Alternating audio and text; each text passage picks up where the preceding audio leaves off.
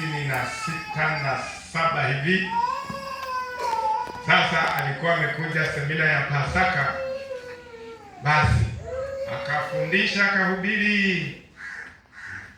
Sasa katikati ya masomo yake akasema kwamba tulitarajia, yeye anatuambia sisi kwamba mlitarajia nitahubiri mateso ya Yesu, lakini sasa sikuona vizuri moyoni kuhubiri mateso ya Yesu, kwa sababu na ninyi mnayo mateso yenu. Niliona nihubiri mateso yenu ninyi wenyewe. Bwana asifiwe sana. Nimekumbuka hizo vitu baada ya kuwa ilitakiwa twende hatua kwa hatua. Walipomkamata ilikuwaje? Baadaye wakampeleka kwa nani, ikawaje? Yule nani akafanya nini, ikawaje?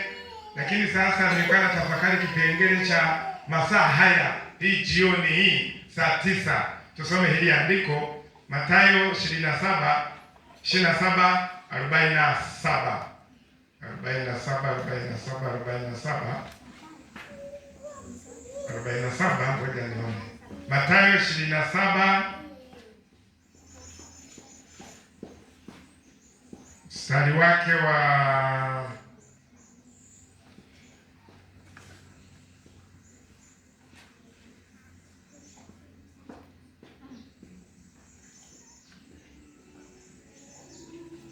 45. Nataka mstari wa 45 tusome hapo. Nitasoma kama ilivyoandikwa kwa Biblia takatifu. Mathayo mtakatifu wa 27 mstari wa 45. Basi tangu saa 9 palikuwa na giza juu ya nchi yote hata saa 9. Basi tangu saa 6.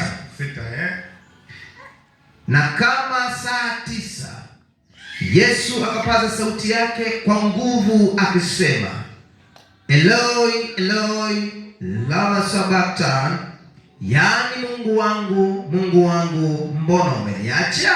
Bwana asifiwe sana. Amen. Masaa kama haya, siku kama ya leo, ndipo Yesu alipo, Biblia inasema palikuwa na giza kuanzia saa 6 mpaka saa 9, yale masaa matatu. Tulijifunza kwamba nguvu za giza zilikusanyika, dhambi za ulimwengu, laana yote ya ulimwengu ilikusanyika, basi mpaka jua likashindwa kupenya mwanga wake. Biblia inasema kulikuwa giza kwa sababu anga lilikuwa limetawaliwa na wakuu wa giza. Bwana tusaidie sana. Ilipaswa kama Mungu angetupa neema siku moja tujifunze kuhusu wakuu wa giza. Nakumbuka kama sio mwaka jana niliongea habari za kidogo wakuu wa giza, kidogo tu. Niliwahi kukutana na jini moja, nilikuwa na sura ya binadamu kabisa, umbo la binadamu, kitazama ni mtu. Kabla sijajua ni jini niliona ni mtu. Mnanisikia vizuri wapenzi? Lakini kwa sababu sikuungwa mkono mazungumzo ambayo lilikuwa linanizungumzia, likabadilika sura, likabadilika rangi, likawa jeusi linalosababisha weusi kabisa wa giza, weusi wa giza. Nimekumbuka hilo baada ya kuwa hao wakuu wa giza wanapokuwa wanamtawala mtu, wanamonyesha aina yoyote ya dhambi ambayo inamvutia. Halafu wanamtia giza, upofu kabisa wa macho ya kiroho, haoni kwamba anafanya kitu kinachomwangamiza. Ndio maana wenye dhambi wanadumu kufanya dhambi mpaka leo. Na Biblia, mwandishi mmoja anasema aendaye gizani hujikwaa. Bwana tusaidie sana. Tuache hayo. Nimekumbushwa na hili giza ambalo basi kuanzia saa 6 mpaka saa 9 kulikuwa giza mchana, giza kabisa. Mwanga wa jua haukuweza kupenya mpaka duniani kwa sababu anga lilitawaliwa na wakuu wa giza. Na ilipofika saa 9 Yesu akapaza sauti, Mungu wangu, mbona umeniacha? Bwana tusaidie sana. Tulizungumza habari za kuachwa Yesu, tulikaa sana hapo. Leo tuende sasa, turudi kwenye makubaliano yetu, mapatano yetu, kwamba tuwe na ibada ya meza ya Bwana, na hasa tutakaa sana kwenye agano. Tutakaa sana kwenye nini? Agano. Bwana tusaidie sana. Agano. Tusome maandiko yetu yatakayotuongoza. Maandiko yatakayotuongoza ni Injili ya Mathayo sura yake ya 26 mstari wa 26. Tusome hapo Mathayo 26 tusome hapo. Nasema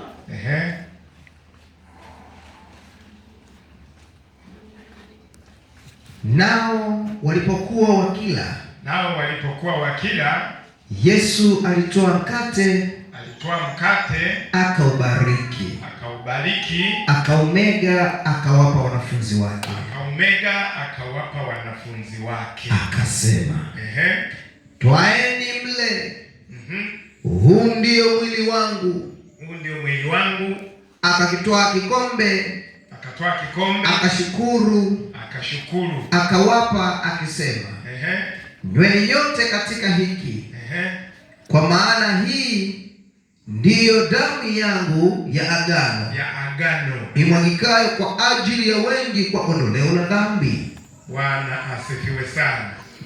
Hebu twende Wakorintho wa kwanza 11 mstari wa 23 mpaka ule wa 32.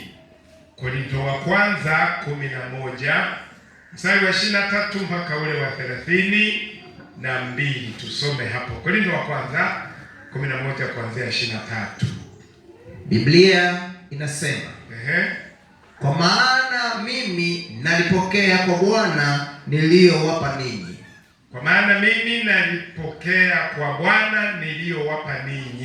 Ya kuwa Bwana Yesu usiku ule alitolewa, alitwaa mkate, naye akiisha kushukuru akaumega,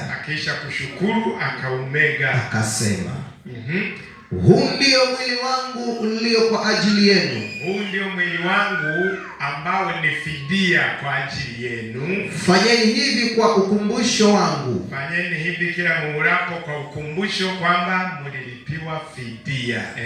Na vivi hivi baada ya kula akakitoa kikombe, akisema. Baada ya kula akatoa kikombe, akasema, kikombe hiki ni agano jipya. Katika damu yangu. Kule kwa Yesu, kwa Mathayo aliandika, hii ndio damu yangu ya agano.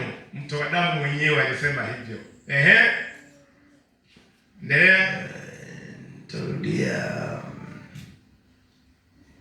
Nitarudia mstari wa 25. Na vivi hivi baada ya kula akakitoa kikombe, akisema, kikombe hiki ni agano jipya katika damu yangu. Fanyeni hivi kila mnywapo kwa ukumbusho wangu. Maana kila mlapo mkate huu na kukinywea kikombe hiki, mwaitangaza mauti ya Bwana hata ajapo. Basi kila aulaye mkate huo au kukinywea kikombe hicho cha Bwana isivyostahili, atakuwa amejipatia hatia ya mwili na damu ya Bwana. Lakini mtu ajihoji mwenyewe, na hivyo aule mkate na kukinywea kikombe. Maana alaye na kunywa hula na kunywa hukumu ya nafsi yake, kwa kutokupambanua ule mwili. Kwa sababu hiyo wako wengi kwenu walio hawawezi na dhaifu, na watu kadha wa kadha wamelala. Lakini kama tungejipambanua nafsi zetu, tusingehukumiwa, ila tuhukumiwapo twarudiwa na Bwana, isije ikatupasa adhabu pamoja na dunia. Bwana asifiwe sana. Sawa ndugu zangu, tumesoma katika Mathayo 26:26, lakini pia katika Wakorinto wa kwanza 11 mstari wa 23 mpaka 32. Sasa kabla ya kuendelea, naomba nimshukuru Mungu kisha tuendelee. Mungu wetu, asante kwa neema iliyotukusanya tena jioni hii. Nashukuru kwa sababu leo ni siku maalum ya kukumbuka Agano Jipya. Na libariki jina lako kwa Roho Mtakatifu aliye pamoja nasi kutujalia usikivu wa ndani. Asante kwa neema ya neno hili tunalokwenda kulisikia, kwa sababu ndilo litakalotufungulia maisha ya milele katika mbingu mpya na nchi mpya. Na libariki jina lako Mungu wetu, kwa sababu kila alichokusudia adui juu ya kutuondolea usikivu kilisha sambaratika zaidi ya miaka 2000 iliyopita. Asante Roho wa uzima unayetujalia na zaidi ya kutujalia, katika jina la Yesu. Amen. Bwana asifiwe sana. Ndugu zangu, tumekuwa na somo linalohusu alama za mauti ya Yesu, alama za mauti ya Yesu, na ingekuwa busara zaidi tunapoendelea tuchukue machache tu. Yesu ni nani? Wakati ule tulipoanza siku ya Jumapili tuliangalia kipengele kimoja tu katika Injili ya Yohana 1:1, kwamba hapo mwanzo kulikuwako neno, naye neno alikuwako kwa Mungu, naye neno alikuwa Mungu. Hapa mwandishi Yohana alikuwa anamfunua Yesu alivyo kwetu.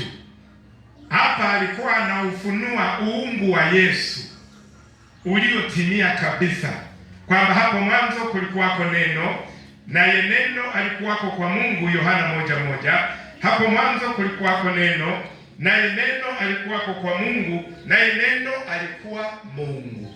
Sasa kwa kuwa neno ni wazo lililovalishwa sauti,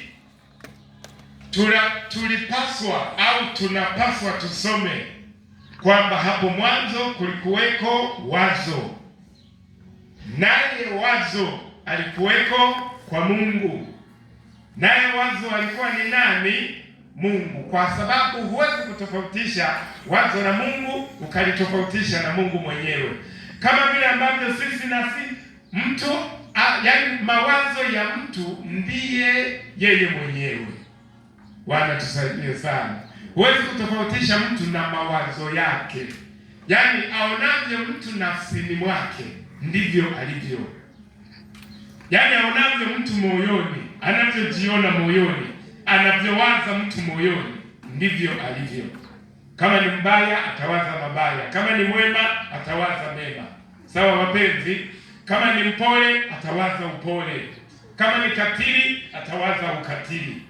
Sasa ndio maana Yesu ana uungu uliotimia, kwa sababu asili ya Yesu, chimbuko la Yesu ni neno, chimbuko la neno ni wazo. Sasa kwa kuwa Yesu ni neno la Mungu, chimbuko la neno ni wazo. Wazo linapovalishwa sauti ndipo linaitwa neno.